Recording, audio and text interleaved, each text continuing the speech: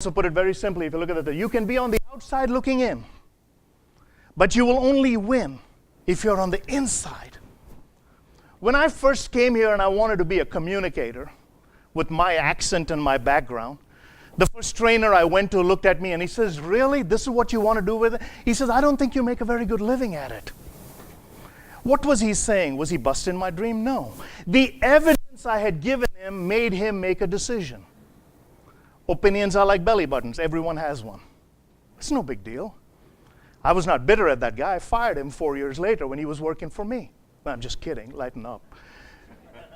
But I had a choice to make. The inventory you take of yourself. What was he saying? Do you have to learn new vocabulary? Yeah. I quickly realized, moving to the West, that accents are geographic. They're not genetic.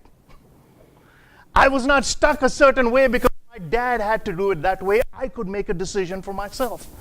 Now, every step you take takes effort. So if I wanted what was at point B, the opportunity to eventually share a stage with the president, which I got to do, takes effort. I can tell you without any fear of error, I wake up within 30 minutes of 4:30 in the morning, no matter where in the world I am. The reason is not to impress anybody, but the reason is to make the decision to outrun the competition. 3% thinking is never about how much you know. It's how much else you know.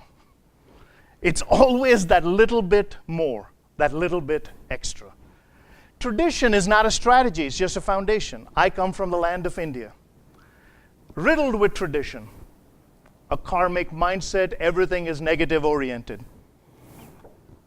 When I wrote my first book and my dad looked at it and he says, "Son, you don't go around telling people you wrote a book, something bad could happen." Why would you write a book if you're not going to tell anybody you wrote it? But he was stuck in that tradition. Don't tell anybody when good happens because something bad will happen. That's not a strategy. You're saying, well, that's a little baseline. What are some traditions you have in your organization because your competition utilizes them to some degree?